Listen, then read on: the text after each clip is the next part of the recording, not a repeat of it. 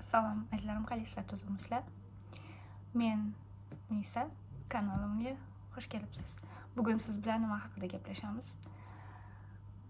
Agar hozir hayotingizda mamnun bo'lmasangiz, yashayotgan hayot tarzingizdan mamnun bo'lmasangiz, ya'ni tushkunlikda, depressiyonda harakat qildingiz, lekin hech narsa o'xshamadi. Hamma narsa sinab ko'rdingiz, lekin belirsiz, ya'ni qorong'u yo'lga kirib qolgandek o'zingizni his qilayotgan bo'lsangiz, chiqish yo'lini topa olmayapsiz, hamma eshiklar xuddi yopilgandek his qilayotgan bo'lsangiz, bu siz uchun. Ya'ni 4 ta qadamda, 4 ta etapma-etap sizga tushuntiraman nima qilishingiz kerak bo'ladi. Hech kimning hayoti mukammal emas. Ya'ni mukammal bo'lish, mening ham xuddi shaklda, mening ham hayotim mukammal darajada emas. Ya'ni mukammal bo'lishi ham shart emas, hech narsa mukammal bo'lishi ham shart emas. 4 ta qadamda sizga aytib o'taman. Qani boshladik. Hayotingizni o'zgartirish uchun, yaxshi etapga ko'chirish uchun birinchi qadam hayotdagi mas'uliyatni o'zingiz zimmangizga oling. Ya'ni hayotni bir mashina qilib olsak, mashinada ketyapsiz, rul sizda. Ya'ni hayotingizni rulini, mas'uliyatini o'zingizni bo'yningizga oling. Shikoyatni to'xtating albatta. Ayblash, shikoyat, mening hayotimda shunday bo'lganda shunday bo'lardi. Ota-onani ayblash, jamiyatni ayblash, yaqin do'stlarni ayblash, vaziyatni ayblash, shunday bo'lganda shunday bo'lardi, agar bu bo'lganda bu bo'lardi degan fikrlarni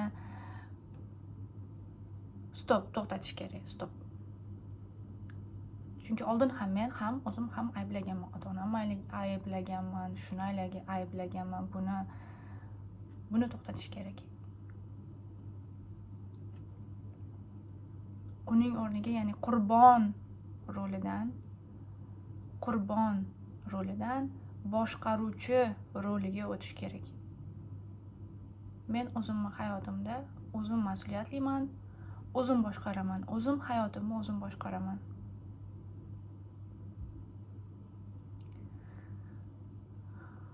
Albatta qiyin, bu eski fikrlarni bunga o'zgartirish qiyin, lekin bu takroriy natijasida amalga oshadi. Takrorlagan sari ong ostiga joylashadi.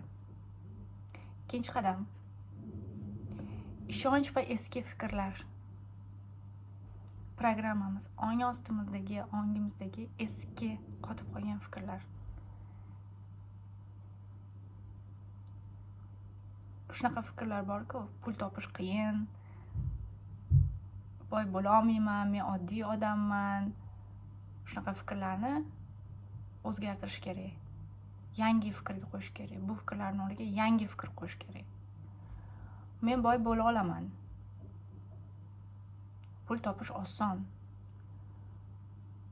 Hozir davrda yaxshi qiz yo'q, yaxshi erkak yo'q. Bu fikrlarni yangi fikrga o'zgartirish kerak. Shu fikrlar sizga ham tanishmi? Chunki men ham oldin shunaqa deb o'ylaganman, pul topish qiyin. Pul topish osonga aylantirdim. Boy bo'la olaman. Ya'ni boy bo'la olaman deganimda imkoniyatlar, vaziyatlar, insonlar hayotimga kelishi boshladi va sirasi harakatga o'tamiz.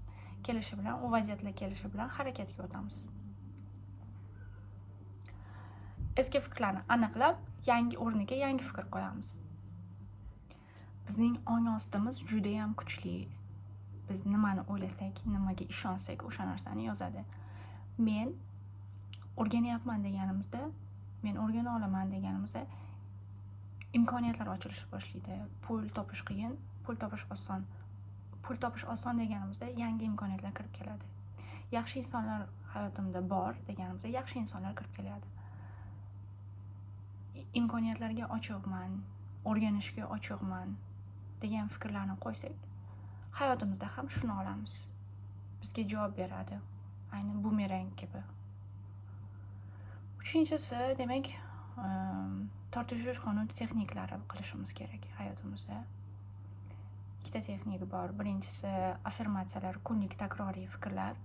Ikkinchisi vizualizatsiya. O'zimiz xohlagan, istagan narsamizni ozgina ssenariy tarzda qilib xayolimizdan o'tkazish. Ertalab uyg'onganimizda ham qilishimiz mumkin, kechqurun uyquga yotishda. Ya'ni ong ostimiz uyquda yotish va uyg'oqlik orasida bo'lganda, ya'ni bir uyquga uxlamoqchi bo'lgan vaziyat bo'ladi-ku, shunda qilishingiz mumkin. O'zingiz xohlagan pul mavzusi bo'ladigan bo'lsa, munosabatlar mavzusi bo'lishi mumkin, yangi ish bo'lishi mumkin, yangi joyga borish mumkin, travel bo'lishi mumkin. O'sha vaziyatni o'ylab, qayerga bormoqchisiz, shuni aniqlab, ozgina xayolingizdan o'tkazishingiz, 5-10 daqiqa o'tkazishingiz mumkin. Uxlashdan oldin yoki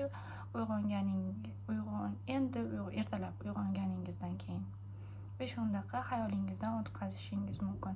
Kunlik affirmatsiyalarga keladigan bo'lsak, pul mavzusi bo'ladigan bo'lsak, pul meni hayotimga tez va oson oqib kelyapti. Pul o'zim istagan summani yozib, masalan, ishonishingiz kerakki, ya'ni oyda 500 yoki $1000 topmoqchi bo'lsangiz, uni 2 barobar ko'paytirmoqchi bo'lsangiz, oyda $2000 hayotimga kirib kelganligi uchun minnatdorman, shukronalik keltiraman.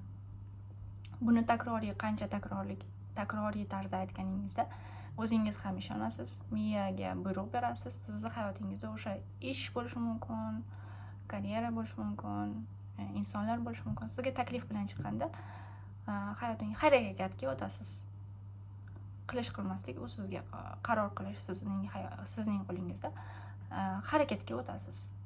Harakat amalda qilganingizdan keyin hayotingizda natijasini olasiz. Eng oxirgisi, 4-inchisi juda ham qiyin. O'rganish albatta qiyin, takrorlash qiyin.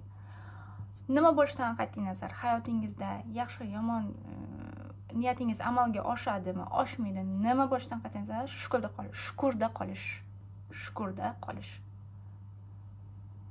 Ya'ni niyat qildingiz, harakat qildingiz, vizualizatsiya qildingiz, hamma narsa qildingiz, lekin bir narsa o'xshamadi. Doim shukurda qolish. Siz sinab ko'rdingiz, harakat qildingiz, takrorlash kerak. Oldin bir marta qildingiz, o'xshamadi, 2 marta qildingiz, o'xshamadi, 3-chi marta ham takroriy qilganingizda ham o'xshamasa ham shukurda qolish. Albatta qiyin. Men har doim qilaman, niyat qilaman, u ustida ishlayman, lekin natijasini olmasam qanday shukurda qolaman deyish. Lekin shukurda qolish kerak. Menda shunaqa fikr bor. Har doim shunaqa deb niyat qilaman. Agar meni bu niyatim xayrli bo'lsa, men uchun xayrli bo'lsa, ber. Allohim deb aytaman. Agar bu niyatim men uchun xayrli bo'lsa, ber. Agar men uchun xayrsiz bo'lsa, mendan uzoq qil. Bo'ldi, shunday qilib qo'yib yuboraman. Unga yopishib olmayman u niyatimga, nimaga bo'lmadi, endi nima qilaman, bo'lish kerak edi, isyon qilamiz-ku. Isyon qilish kerak emas. Nima bo'lishidan qat'iy nazar, shukurda qolish, taslimiyatda qolish, taslim bo'lish. Niyatimizni amalga oshmaganligini sababi bordir, balki. Uni keyinchalik 1 yil o'tib, 2 yil o'tib, orqamizga qaraganimizda, xuddi shu narsani xohlagandim, lekin bo'lmagandi. Yaxshi ham bo'lmagan ekan deb necha marta o'zim hayotimda aytganman. Yaxshi ham shu narsa bermagan ekansan. Allohim shukr. Allohim shukrlar bo'lsin. Bermaganing yaxshilikka ekan. Shukrlar bo'lsin. Bo'ldi. O'sha narsani tushunib yetamiz. Oxirgi mavzu, xulosaga o'tadigan bo'lsam, ya'ni birinchisi